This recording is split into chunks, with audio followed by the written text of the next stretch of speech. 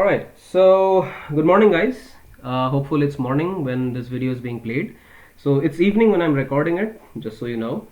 And this is my name. And let's play a game, okay? So the game is, how do you pronounce it? Go ahead, I'll give you some time to try and pronounce my name. So if you said anything other than Joyanko Ghosh, you're wrong. And I have seen that people have struggled to pronounce my name correctly in the past, so I thought, why not shorten my name? It'll be easier for both of us. So these days I call myself Joy, and you can call me Joy as well. So with that being sorted, let's come to a little bit about me. So I was originally born and brought up in Kolkata, West Bengal, and I joined Codilar at I think July 2016. So it's been around 4 years now, and this is my first company. So I'm working as a Magento developer at Codilar for 4 years. I also have started to work with PWA exclusively, I think in the mid of 2018. So I have worked with tools like Vue Storefront, DAT Falcon. I have seen even Magento PWA Studio, although not that much. And for the last couple of months, I have been dedicatedly working with ScandiPWA. And that's why I feel that I am a right candidate to just give a presentation of what I feel about ScandiPWA with you guys. Alright. So, and also some of you might know me from MageCafe. So if you don't know what MageCafe is, it's a YouTube channel which me and my friends at Codilar are running. We post Magento tutorial videos. So it ranges from even beginner level videos to intermediate and advanced videos. I love it if you guys can just take a look and like, share, subscribe, and do comment if you feel like we should make some videos on some specific topic. Alright, so enough self-promotion. Now coming to the last and the most important point about me, which is that this is my first presentation at a Magento meetup. So forgive the errors because it helps with the nervousness. Alright, so now that we have that figured out, let's start. Introduction to ScandiPWA. So the things which we'll be seeing today is, firstly we'll be seeing what is PWA. We'll be seeing a basic introduction to what PWA actually means.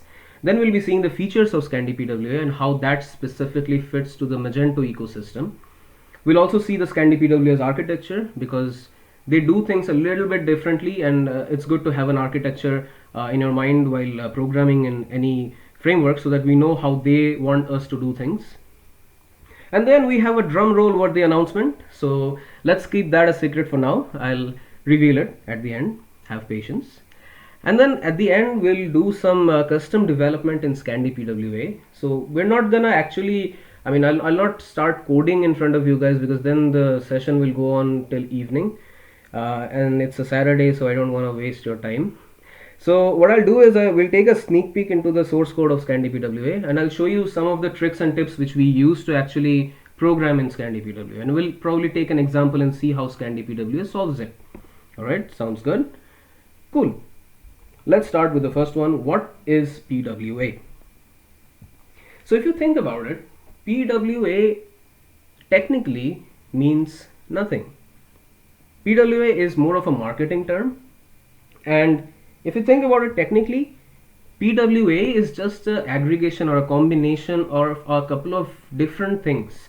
And if we can do all of those things in our application or our website, then we say our website is a progressive web app. But the name progressive web app, even the name has progressive in it. So it's ever progressive, it's ever changing, new things are coming up, we have to adjust to that. So just saying PWA is actually more of a marketing term. Technically, when we say PWA, we think of stuff like single page applications. So for a PWA to be called a PWA, it has to be a single page application. Now what is a single page application? When we classically or traditionally render a web page, what happens is the entry point of the application is HTML. In a single page application, most of the times the entry point of the application is JavaScript. What that means is when the server sends the data to us, they don't send the entire content, the entire HTML, unless you're using server-side rendering. But in that case as well, the language which actually parses it is JavaScript. So the entry point, instead of being HTML, it's JavaScript, and the JavaScript renders the page for us. And because JavaScript is doing all this for us, that means that the page never refreshes. So ideally, if you click on a link, if you click on an image, if you click on a banner, whatever, it will refresh the page, it will go back to the server, it will come back with data. In single page applications, it's just one page with JavaScript doing the changes and the URL changes. Second is headless. So headless is just a fancy way of saying that the head and the body of your application, which is the front end and the back end of your application, should be separated. So it's a separation of concern. Basically, the head and body should not like logic should not coincide with the head and body, and the backend should have all the logic inside it, and the front end should basically communicate with the backend using REST APIs or SOAP APIs, any sort of web-based APIs. Also, that what I'm just trying to say is, as PHP developers, we are accustomed to a thing called session. We store data in the session, we get data from the session. So in headless architecture, there are no sessions per se. Instead of sessions, we use tokens. We use some sort of authentication system to get the data or set the data, and we use REST APIs to communicate with the front end. And then finally, we have service workers and manifest.json. So we'll come to service worker after this. First, let's see a little bit about manifest.json. So manifest.json is just a simple JSON file which has the name, the logo, different breakpoints for different sizes of logos, the description, the version, these information, this metadata about your website in a JSON format. And why that is required is, when you think about PWA, many people think of this feature called add to home screen. So this add to home screen is actually, we have nothing to do with it, we have no control over it. It's not like we are making the button and we are adding some event listener of what to do when this button is clicked. So all of this is handled by the browser, and if the browser shows what kind of button to show and where to show it, when to show it, and what to do when someone adds to home screen, what kind of splash screen to show the user when the app is opened. So all of this splash screen information, like the name of the app, the logo of the app, the background color, these are taken from the manifest.json of our website, and the browser renders the app. So this is required for that add to home screen feature. And now coming to service workers. So service workers are a simple JavaScript file or a combination of JavaScript files which run in a context different than the main context of your page. What I mean is that the service worker will run even if you close your page, even if you close your tab, sometimes even if you close your browser, and the service worker sits on top of your client system, meaning your browser, as a proxy server. So what that means is, whenever some request goes from your system, if you request for an image, if you request for a video, if you request for some data, it goes through the service worker to the server. And since the service worker sits on your client side, then we can choose to do some things like caching, and then showing the data later on when the actual net connection is not available, which we know as offline browsing. And we can do other things like push notifications and a lot of other cool stuff using service workers. So if your website has all of these three things, then you can call it a fully fledged PWA. So now we know what PWA means. Now we come to the features of ScandiPWA. So ScandiPWA, if you guys don't know, is a React.js based PWA theme for Magento 2 specifically. So they use the GraphQL endpoint of Magento to get the data, and it is rendered as a Magento theme, and it supports most of the features of Magento. It's really fast. It supports PWA features like add to home screen and offline support, like I mentioned. And so that is something which many of the PWA solutions provide. But if you see the specific features of ScandiPWA which I thought stood out, one of them would be that it's deployed as a Magento theme. So what that means is that you don't need some separate architecture to host your PWA. It will be hosted inside your Magento theme. So it will be, for developers out there, it will be in the app design front-end directory. It will be just like any other theme. And because it's hosted as a theme, so we can do cool stuff like we can, if you have multiple websites or multiple stores, then we can do something like show the PWA theme for only one store and show the traditional classical Luma theme or whatever theme you're using for the other store. We can even use design exceptions. So using design exceptions of Magento, we can do stuff like only show your PWA theme to mobile customers. For desktop customers, you revert back to your traditional theme. Or you can go a little bit further and you can do stuff like, if you have browsers which support PWA, so for the modern browsers out there you can only show PWA theme, and for the old browsers you can just show a traditional theme. So all of these things can be done using the Magento's design exception feature, just because it's deployed just like any other Magento theme. So that's one of the key points which I really liked. Then comes the use of persistent queries. So if you guys know about GraphQL, then you'll know that GraphQL requests are always post requests.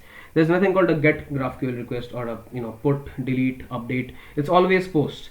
Whether it be a query or a mutation, it's always a post request.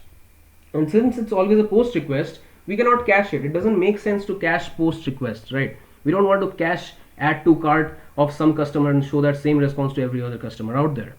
So using persistent queries, it sounds really fancy, I know, but basically what this is, it's an implementation using which we can convert GraphQL requests into GET requests.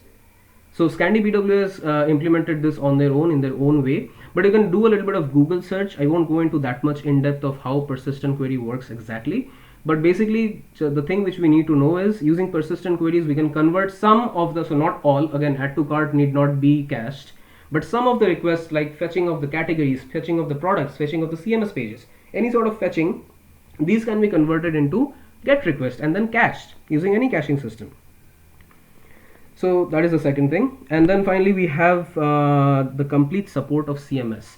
So this might seem like a small thing, but the reason I put this in this presentation is CMS was something I was struggling with for a long time when it came to integrating Magento with a PWA solution, because Magento CMS has a lot of things. So a couple of things which I have struggled with is, number one, the widget system. Magento has widgets, and the widgets need to be rendered as it is. So if it's a, for example, if it's a product list widget which needs a carousel, so that carousel needs JavaScript to be rendered. And since the front end itself is JavaScript, we cannot just send JavaScripts into the main React system and expect it to run. I mean, we can run it, but it's a very complicated and a very risky procedure. The second thing is, we have links. For example, we have anchor links. If you have a link to a page, if you have a link in your image where to go when you click it, so again the problem is that the page will refresh because it's just a traditional link. But since I said before that it's a single page application, we don't want the page to refresh. So that is again a problem. How do you convert your links to non-refreshable links? And so these are some of the problems which I have personally faced with CMS integration with PWA or any JavaScript based application. But I think ScandiPWA has tackled this problem really smartly, and it supports most of the CMS features, so including Magento widgets, anchor tags, and images, and obviously the page builder support. So if you're running Magento Commerce, you'll get page builder out of the box, and that page builder will work as it is with very minimal effort using ScandiPWA. So these are some of the features which I believe are the main features which make ScandiPWA different than other solutions which I have tried personally. So obviously, apart from this, we have all the other Magento related or e-commerce related features like cart system, checkout, payment gateway, shipping methods, CMS pages, URL rewrites, etc., which Magento provides out of the box. Alright, so now that we have a basic idea of what are the features and how the features of ScandiPWA work, let's come to the ScandiPWA architecture. So this looks very complex. I know it's overwhelming, but let's go through the components one by one. So this is a very minimal representation of the components which ScandiPWA uses, but the data flow more or less is the same. So the first thing is the request starts with your client system, which is the browser. On top of the browser, you have your service worker setting, and the service worker, like I said before, it sits on top of your system in the client side, quite literally. And the service worker is for the client system to communicate with the server, it has to go through the service worker. So the service worker has some logic written in it that whether I should serve the data from my cache or whether should I request to the server and then give the data. So let's say in this example, the service workers for some reason decided to send the data. so the data, fetch the data from the server.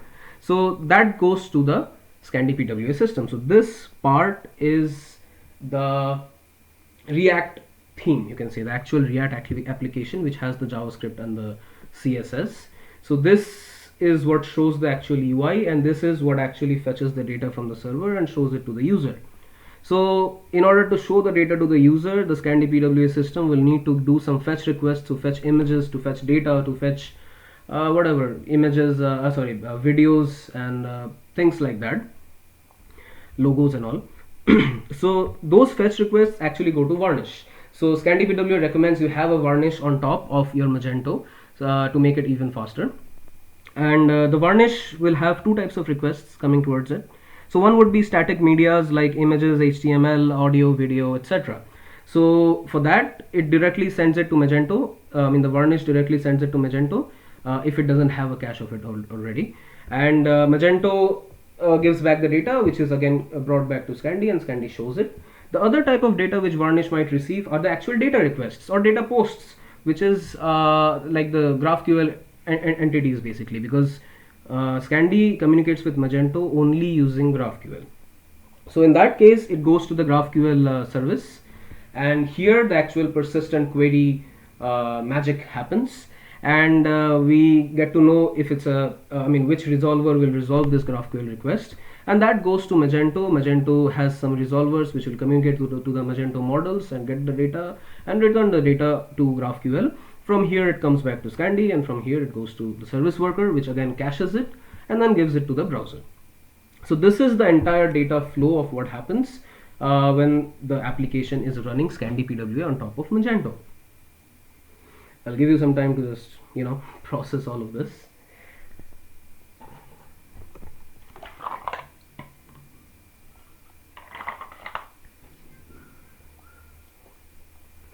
Alright, so now it's the drum roll moment of the day. So no, don't give actual drum rolls. But the thing is that let me take this moment to first say that Codilar is now a featured partner of ScandiPWA, and I have been working personally with the ScandiPWA team for quite some time now, and with ScandiPWA itself for quite some time, and also I have made some contributions to the ScandiPWA's code base. And what I wanted to announce is we, Codilar, are launching a product which is based on ScandiPWA. So I won't give you the name of the product just yet. So we'll be launching it very soon, probably next month if everything goes right. And this will be a Magento theme which is based on top of ScandiPWA, and it has a lot of cool and awesome features. So some of the features would be like multi-store support, multi-currency support, customizable options, all 6 types of product support and stuff like that. So if you're a business and if you have Magento running, then chances are, if you're using all the basic default features of Magento, chances are if you install this product which we're coming up with real soon, it will just be a plug and play system. You don't have to do very minimal, you have to do very minimal configurations to get it up and running. And so for developers, it has really cool features which will be really fun to work with. So some of the things are, for example, we have offline indicator. We obviously have offline support just like ScandiPWA does, and we also have something called request throttling, which is that let's say, for example, I have made, as a customer, I have made an add to cart request, and for some reason my internet connection went off, the request got stuck. So as a user, I'll expect when my connection is back up again, if you see things like Facebook or WhatsApp, if your connection is back up again, the request has to go, and the request should not be dangling or lost. It should complete the request which I have initiated. So using request throttling, we're doing that as well. So we have a lot of other like cool features. We'll release the website real soon, so you guys can just play around with the demo and you guys can see the various features and how it works. Okay, so again, enough self promotion. Now we come to the custom development in ScandiPWA. So for this, let me close this and let me go over to the ScandiPWA's demo. So this is the demo, by the way, demo.scandipwa.com. And for this example, let's take, which one should I take? Let's take any CMS page. That's the simplest. So this is a CMS page, which is the privacy policy page, which is coming from Magento. The data is coming from Magento. So how does that work? For that, let me go over to my IDE, and if you see the ScandiPWA theme, you'll see that it's just like any other Magento theme. It's app design, front end, Scandi web, PWA. So this is the theme. But if you see closely, then you'll see that it doesn't have much of the files which we are normally used to in Magento themes. It only has a Magento theme, it only has a Magento theme directory. Inside that also it only has one template and a couple of JS files, and that's it. So the reason, so you might ask, where is the React, Joy? You've been shouting about React for a long time. So the React is not here, and the reason it's not here is just like how Magento has a concept of theme hierarchy, where we can have a theme inheriting from another theme. The same feature applies here, where we have something like, if we go to vendor, inside vendor we'll have the ScandiPWA's package. So ScandiPWA, here we have source, and inside source, if you go to src app, here you'll see, sorry, have some problem with my keyboard probably. Yeah, so in the app you have component, query, route, store, style type, util, and one index. So these are the actual React files. If you go over to any one of these files, you will see actual React.js code written in it, good old JSX. And these are the files which are actually rendered, and just like how we know that we should never touch the core files, which is inside vendor obviously. So if you want to override any file, so let's say we want to override this file, so what you can do is, in your theme, you just see the path, so it's inside the component add to cart.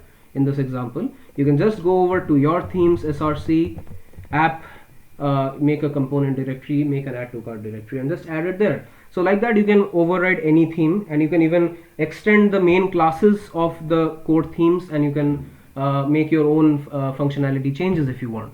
So I'll just share a couple of links with you guys after this, so that you can see how you can actually override the themes. So for the example today, let me just show you the routes first. So we have, let's take the example of CMS page. So I'll first show you the routes which are available to us. So we have the home page, the category, the search, the product page, and a lot of different routes which are available with us. Along with that, we have the CMS page, which is /page. So how does the CMS page work? So if you see the CMS page here, you will see that it renders it makes a main block, it makes a division, it renders the heading. The part which I wanted to show you guys is the render content. So the render content function, if you look closely, renders a component called HTML. And the reason I chose CMS page instead of product page or category page is because the CMS page is, like I mentioned, very complicated and very hard to maintain in a PWA environment. For example, even the home page is a CMS page. So this is a banner. This is a Magento widget of product list. So all of these should actually come from React. It should not be pre-rendered using HTML. Then it loses the touch of single page applications. If you click on this, the page should not refresh, things like that. So how they do that is, they made a component called HTML, where they pass the actual string, the actual HTML. And if you see the HTML component, here you go. So in the HTML component, they have used something called HTML React parser. This is a beautiful npm package, which I think, why did I not come up with when I was struggling with CMS pages. But basically what this does is, it converts the string into React components, and then it renders it as a part of React instead of just rendering it as a dumb string. How they do it is, Scandi has made a couple of rules. So these rules will actually replace these links. For example, the anchor tags are replaced using replace links. Similarly, widgets are replaced, images, input, script, style, and table. All of these are replaced. So if you see the replace links function, you'll see that actual React code or JSX code is being returned instead of the anchor tag, which results in the final link being a single page application friendly link. And like that, they have replaced the entire CMS, and they have full support for Magento widgets as well as things like anchor tags and images, like I mentioned. So I think if we go even more in depth, then I'll be out of time. So I'll keep it at this for the code level right now. I'll just share a couple of links with you guys, which you guys can follow, because ScandiPWA's team has made a phenomenal job in making the documentation, and they are always updating it and adding more things so that we as developers can see it and learn it fast. So coming back to my trusty old slide. After that, we have some useful links. So the first one is, I'll share the links with you after the end of this video as well. So the first one is the demo for ScandiPWA. The second one is a Docker environment. It's a repository which has the Docker environment as well as all the modules which you require to run ScandiPWA. And the last link is the documentation, which has all even has videos as well as written documentation on how to use, configure as well as modify ScandiPWA. Alright, thank you. That's all. Any questions?